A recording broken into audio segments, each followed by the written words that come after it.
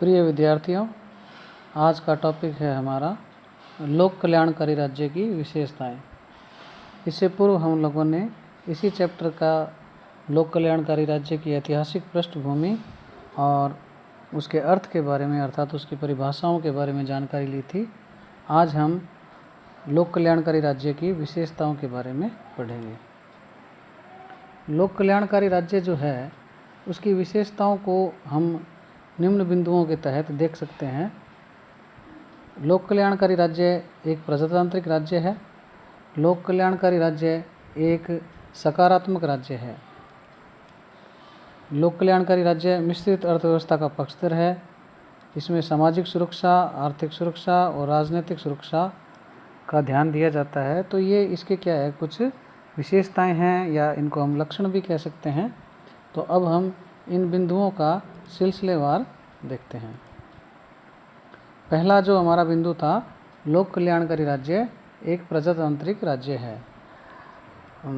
जैसा कि हम जानते हैं कि प्रजातंत्र और लोक कल्याण क्या है, एक दूसरे से जुड़े हुए हैं। और जो लोक कल्याणकारी राज्य होगा वो वास्तव में प्रजातांत्रिक होगा ही, क्योंकि जनता की जो इच्छा की अभिव्यक्ति है या उनकी इच्छाओं की पूर्ति जो है वो भली भांति क्या है, लोकतांत्रिक राज्य में ही हो सकती है, अधिनायकवादी राज्य में नहीं। क्योंकि लोक कल्याण के अनेक कार्य जैसे मनुष्य की न्यूनतम आय की गारंटी, सामाजिक संकटों व पारिवारिक कष्टों को दूर करने के लिए सामाजिक सुविधाएं, समाज का निर्बल और असहाय वर्ग जो है उसको मदद देना, ये सब जो कार्य हैं ये क्या है, लोकतांत्रिक राज्य में ही संभव है। तो इस प्रकार से जो लोक कल्याणकारी राज्य होता है वो एक प्रजातांत्रिक राज्य भी होता है। हम जैसे साम्यवादी राष्ट्र हैं विश्व में, अनेक सोवियत संघ है, चीन है या इनसे जुड़े हुए अनेक और देश हैं, वहाँ पे क्या है, मतलब लोक कल्याणकारी राज्य वो कहलाते हैं, लेकिन वहाँ डेमोक्रेसी इतनी बढ़िया नहीं है जितनी होनी चाहिए। तो इसलिए वहाँ पे क्या है, ये कल्पना करना कि वो एक लोक कल्याणकारी राज्य है उचित नहीं होता। अगला इसका जो विशेषता है वो है हमारी, लोक कल्याणकारी राज्य जो है वो एक क्या है, सकारात्मक राज्य है। सकारात्मक मतलब पॉजिटिव स्टेट है, क्योंकि लोक कल्याणकारी राज्य जो है वो क्या है, आवश्यक है। पहले की जो व्यक्तिवादी विचारधारा थी उसने क्या है, राज्य को एक बुराई माना था, जबकि वास्तव में ऐसा नहीं है।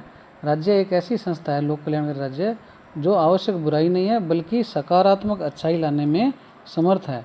क्योंकि हम जानते हैं कि राज्य एक साधन है और व्यक्ति साध्य है, और यह लोगों के हितों को बढ़ाने के लिए, परिस्थितियों को उनकी सुधारने के लिए, उनके स्वास्थ्य, उनकी सुरक्षा और ऐसे अनेक कार्य हैं जो व्यक्ति की गरिमा को ध्यान में रखते हुए किए जाते हैं, उन सभी को ये पूरा करता है। तो इस प्रकार से जो लोक कल्याणकारी राज्य है वो सकारात्मक कार्यों पर बल देता है, और नकारात्मक रूप की से ये जो अवधारणा है समाज में गलत कार्यों पर प्रतिबंध लगाने का वो पक्षधर है।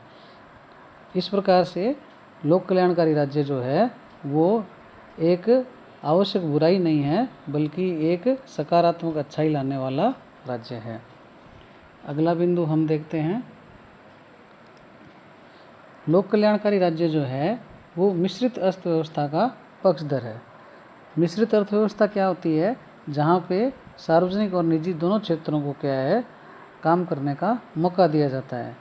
जैसा कि हम जानते हैं कि पूंजीवाद की जो बुराइयां हैं, गरीबी, बेरोजगारी, असुरक्षा और प्राकृतिक साधनों का सर्वोत्तम उपभोग कर उत्पादन व वितरण के साधनों पर राज्य का नियंत्रण वांछनीय समझते हैं, ताकि लोगों को एक न्यूनतम आय की गारंटी दी जा सके।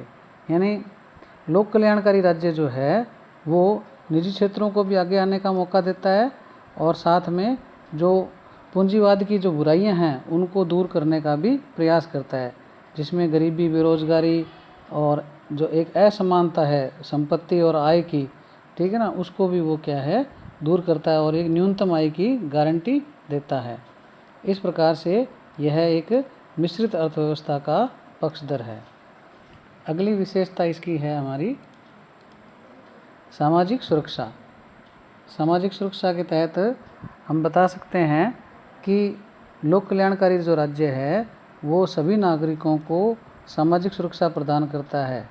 और उसके तहत वो क्या है, सामाजिक समानता की स्थापना करता है। धर्म, जाति, वंश, रंग, संपत्ति के आधार पर किसी भी प्रकार का भेदभाव नहीं करता है। ये हमारे वैसे मूल अधिकारों में भी शामिल है। आर्टिकल 14 के तहत समानता का अधिकार है। धर्म, मूल, वंश, जाति, लिंग, जन्म स्थान के आधार पर भारत का जो संविधान है वो किसी भी प्रकार का भेदभाव नहीं करता।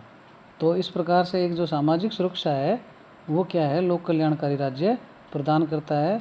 व्यक्ति और व्यक्ति के बीच में किसी भी प्रकार का वो क्या है, भेदभाव नहीं करता है। अगली जो विशेषता है हमारी आर्थिक सुरक्षा है।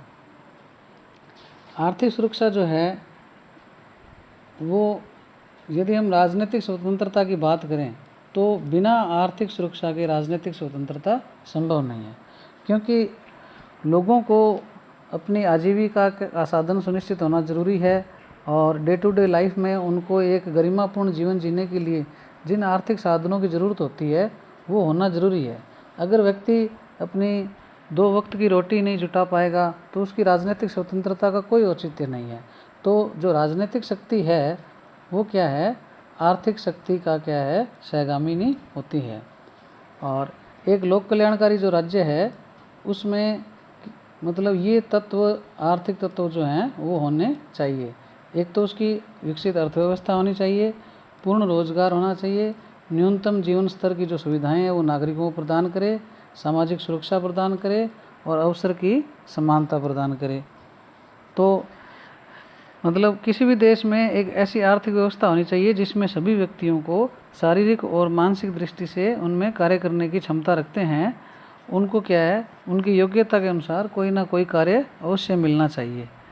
और इसके अलावा यदि कार्य करने में, उपलब्ध कराने में असमर्थ हो या किसी की शारीरिक अक्षमता ऐसी हो, असहाय हो, तो उसके लिए क्या है, राज्य को उसके जीवन यापन की क्या है, सुविधा देनी चाहिए। ये नीति निर्देश तत्वों में भी शामिल है हमारे। इसके अलावा लोक कल्याणकारी राज्य जो है उनको स्वस्थ बनाने के लिए और पर्याप्त भोजन, निवास, वस्त्र, जीवन स्तर की जो न्यूनतम आवश्यकताएं हैं वो भी उसको एक राज्य को उपलब्ध करानी आवश्यक होती है। ये सब आर्थिक सुरक्षा में है। इसके अलावा जहाँ तक हो सके व्यक्तियों की जो आय है वो न्यूनतम और अधिकतम जो है उसके बीच में क्या है, ज़्यादा अंतर नहीं होना चाहिए। तो ये जो चीज़ें हैं जो किसी राज्य को आर्थिक सुरक्षा का प्रदान करने में निर्धारक होती है, ये जो 5 बिंदु हैं ये इस मामले में तय करते हैं कि कोई लोक कल्याणकारी राज्य जो है वो अपने नागरिकों को आर्थिक सुरक्षा उपलब्ध करा रहा है या नहीं।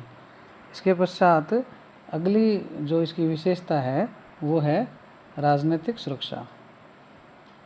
राजनीतिक सुरक्षा में इसमें हम कह सकते हैं कि राज्य जो है वो एक ऐसी व्यवस्था की स्थापना करे जिसमें क्या है, राजनीतिक शक्ति जो है वो कुछ व्यक्तियों के हाथों में नहीं हो बल्कि सभी व्यक्तियों के हाथों में हो, और ये सभी व्यक्ति जो हैं अपने अधिकतम विवेक के आधार पर इस राजनीतिक शक्ति का जनहित में प्रयोग कर सके। हाँ, जैसा कि हम देखते हैं कि लोकतांत्रिक व्यवस्था जो है वो इस मामले में इस चीज़ को थोड़ा सा पूरा कर पाती है, क्योंकि लोकतंत्र में क्या है, जनप्रतिनिधियों के माध्यम से क्या शासन चलाया जाता है और जनप्रतिनिधि जो हैं वो जनता के द्वारा चुनकर आते हैं। तो इसलिए क्या अल्टीमेटली जो शक्ति है वो जनता में ही निहित होती है। इसके अलावा नागरिकों को विचार और अभिव्यक्ति की स्वतंत्रता, राजनीतिक दलों के गठन की स्वतंत्रता, मत देने का, चुनाव लड़ने का, ये जो अधिकार हैं ये व्यक्तियों के नागरिक स्वतंत्रता में शामिल होते हैं।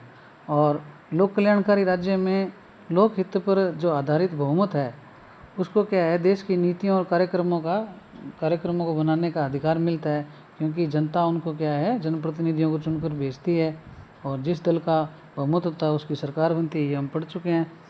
तो इस प्रकार से क्या है, जो राजनीतिक लोकहित की साधना जो है वो बिना लोक कल्याणकारी राज्य के संभव नहीं है। तो इस प्रकार से ये जो हमारे बिंदु थे ये लोक कल्याणकारी राज्य की विशेषताओं के हैं। आपको इसमें किसी भी प्रकार की कोई शंका हो या कोई जानकारी लेनी हो तो आप मुझे कमेंट्स बॉक्स में या व्हाट्सएप के माध्यम से संपर्क कर सकते हैं।